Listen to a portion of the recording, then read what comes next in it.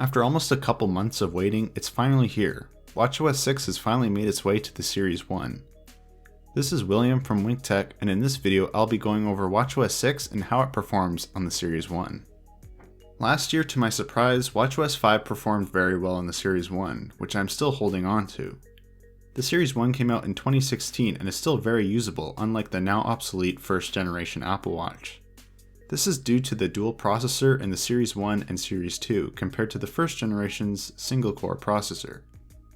If I had to guess as to why Apple took so much longer to release watchOS 6 for the Series 1 and 2, it would be to optimize the software to work seamlessly on both those devices. If that was the case, then they did a pretty darn good job. To start things off, let's talk about the new apps added to the watch. The most significant app added in my opinion is the App Store.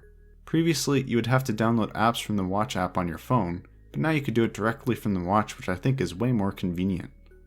The design of the Apple Watch store is much like the iPhone one, but on a smaller scale. You still get app showcases and the ability to search for an app, but it also runs surprisingly smooth. The Apple Watch has really come a long way since the first generation. On the first Apple Watch, apps didn't run natively on the watch, so it had to load from your phone, which was painfully slow. It's nice to see that anything to do with apps is now all done on board. Next, let's talk about the Reminders and Voice Memos app. Reminders is not really an app I make a lot of use out of, but with the redesign in iOS 13, I've been trying to use it more. There is now a dedicated Reminders app on Apple Watch, which is nice. It does everything we'd expect it to, like being able to manage existing reminders and adding new ones. I can see this being useful for a lot of people. For example, you can make a grocery list and view it on your watch while you're shopping, which I think is pretty cool. Now, the Voice Memos app can also come in handy in certain situations where you need to quickly record something but don't have your phone handy. Voice memos recorded on your watch will automatically appear on other devices such as Mac, iPad, or iPhone, and to my surprise, the audio quality from the Series 1 microphone wasn't actually that bad. Here's a quick test of the quality. This is a quick test of the microphone on the Apple Watch Series 1 on the new Voice Memos app, and to be honest, it actually doesn't sound that bad. Moving on, we have the new dedicated Now Playing app.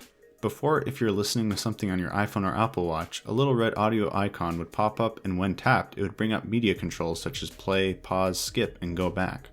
This feature remains, but now has its own app which can show you and manage media on various devices. Now Playing also comes with a slightly different design. Some other cool new apps included are the Find My app, the Calculator, and the Books app. The Find My app can track other devices in iCloud. You can now ping devices other than your phone, and you can see the locations of your devices from the watch.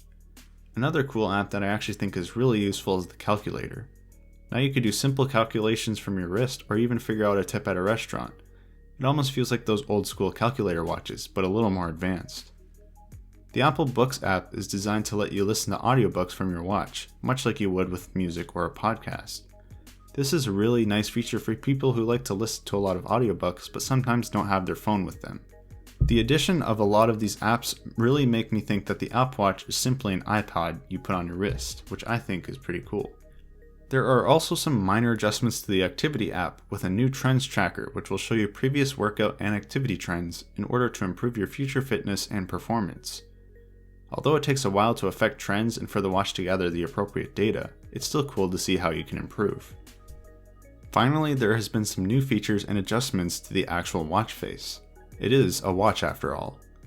In terms of watch faces, there's only two new faces in the Series 1 called Numerals Duo and Numerals Mono. Personally, I like the very simplistic design to these faces.